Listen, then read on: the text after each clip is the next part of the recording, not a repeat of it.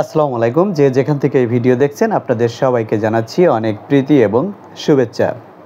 তো আজকের এই ভিডিওর বিষয় কি সেটা ইতিমধ্যে আপনারা টাইটেল দেখেই বুঝতে পেরেছেন।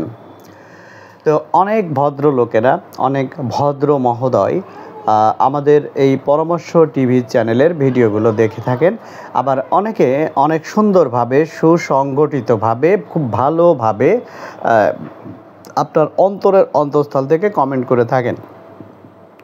কোনো ভদ্রলোক গালি দেন, আবার কোনো ভদ্রলোক বলেন বেশ উপকারী ভিডিও বা থ্যাংক ইউ, অনেক সুন্দর পরামর্শ ইত্যাদি। তো এই যে সমস্ত ভদ্র মহোদয়েরা আপনারা বিভিন্ন আজে বাজে ল্যাঙ্গুয়েজগুলো ব্যবহার করেন, আপনারা কি দেশের মানুষের কথা একবার চিন্তা করে দেখেছেন? বাংলাদেশে লক্ষ লক্ষ ছেলেমেয়েরা এই এনজিও চাকরির পেশার সঙ্গে যুক্ত এবং তারা এখানে চাকুরি করে তাদের পরিবার চালাচ্ছে। এনজিও মানে কি? আপনি কি জানেন এনজিও মানে কি? এনজিওর কাজ কি? এনজিওর কাজ কি শুধু ঋণ বিতরণ করা এবং কালেকশন করা? আপনি কি জানেন বাংলাদেশের কত এনজিও সরকারের চেয়েও বেশি হেল্প করে মানুষকে?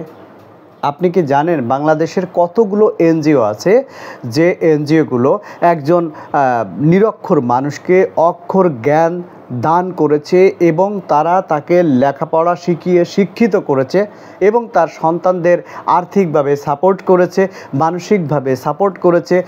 যে আপনি কি জানেন এমন অনেক এনজিও আছে বাংলাদেশে যেই এনজিওগুলো তিলে তিলে গড়ে তুলেছে একটা ছোট্ট দরিদ্র পরিবার, যেই পরিবারকে গ্রামের কোনো মানুষ পাত্তাই দিত না।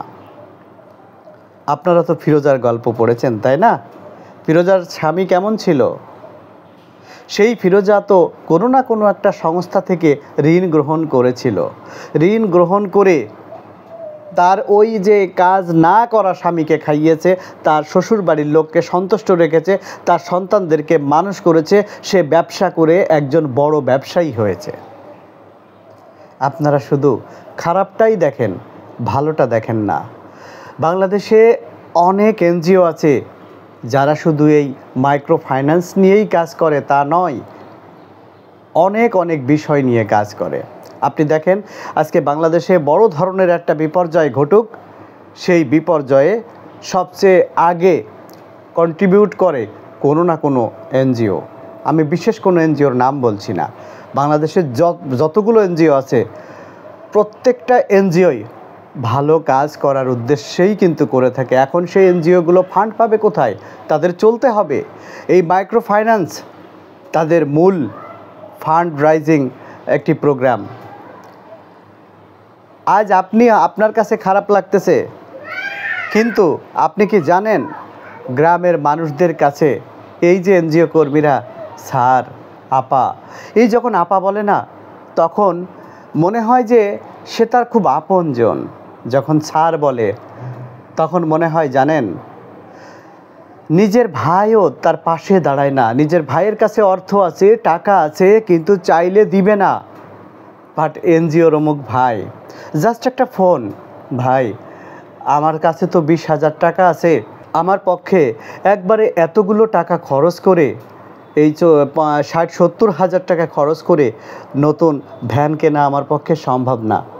ভাই আপনি যদি আমাকে 20,000 টাকা দিতেন তাহলে আমি একটা সেকেন্ড হ্যান্ড ভ্যান তৈরি করতে পারতাম এবং সেটা নিয়ে রাস্তায় গেলে দিনে যদি আমি 300 টাকা আয় করতাম, 500 টাকা, 3 থেকে 500 টাকা আয় করতে পারতাম, আমার পরিবার নিয়ে আমি ভালোভাবে চলতে পারতাম এবং আপনাদের মাসে মাসে কিস্তি দিতে পারতাম। এই ভাইগুলোদের গল্প কখনো নিজেরা অনুধাবন করেছেন? এই পরিবারটার পাশে তার কোনো আত্মীয় স্বজন দাঁড়াচ্ছে না, কিন্তু কোনো না কোনো এনজিওর কোনো না কোনো এক ভাই অথবা কোনো না কোনো বোন তাকে ওই 20,000 টাকা দিচ্ছে মাসে মাসে হয়তো, বা সপ্তাহে সপ্তাহে তার কাছ থেকে কিস্তি আনছে, কিন্তু বিনিময়ে ওই পরিবারটি দাঁড়িয়ে গেল। আপনি তো শুধু সুদের চিন্তাই করেন, হ্যাঁ, সুদখোর, সুদ, এই চিন্তাটাই করেন। আপনি কখনো ভালো কাজটি চোখে দেখেছেন? আপনার কাছে 1000 বার কাঁদলে, লক্ষবার কাঁদলে আপনি তাকে 20,000 টাকা দিতেন? আপনি বিনা শর্তে বিনা লাভে দিতেন না মিয়া। অনেক বড় বড় কমেন্ট করেন, অনেক সুন্দর সুন্দর কমেন্ট করেন, এসে অনেক কমেন্টে অনেক গালি করেন। প্লিজ নিজেকে সংযত করুন, মানুষকে ভালোবাসুন, মানুষকে সম্মান করুন। আর যদি ভালোবাসেন আর যদি সম্মান করেন, তাহলে আমরা সুন্দর একটি বাংলাদেশ গড়তে পারবো, সুন্দর একটি বাংলাদেশ গড়ে সামনের দিকে এগিয়ে যেতে পারবো। শুধুমাত্র নেতিবাচক কথা নয়, ভালোবাসা দিয়ে মানুষকে উপকার করা যায়, সেটা চেষ্টা করুন। আজকে দেখুন, এই যে উদ্দেশ্যে যেভাবেই আসুক, রোহিঙ্গারা যখন বাংলাদেশে প্রথম আসে, সর্বপ্রথম বেসরকারি সংস্থার মাধ্যমে, প্রতিষ্ঠানের মাধ্যমে ব্র্যাক কিন্তু অনেক অনেক টাকা ডোনেট করেছিল। সেটা খুব ভালো করে আপনাদের হয়তো মনে আছে। তাদের যে স্যানিটাইজেশন, প্রাথমিক ট্রিটমেন্ট, সেটা কারা দিয়েছিল? শোনেন, একটা দেশে যখন বিপর্যয় ঘটে, যদি কোনো এলাকায় বন্যা হয়, তাহলে আপনারা সেইখানে হয়তো মুষ্টিমেয় লোক দেখানোর জন্য কিছু খাবার, কিছু নিয়ে যান। বাট বড় বড় সংস্থাগুলো নিরলস প্রচেষ্টা করে, বিভিন্ন এনজিওর কর্মীরা বিভিন্ন সারা বাংলাদেশ থেকে ছুটে আসে, একটা টিমবদ্ধভাবে সেখানে কাজ করে, তাদেরকে সাপোর্ট করে। শুধুমাত্র খারাপগুলোই দেখেন, ভালোগুলো আপনাদের চোখে যায় না।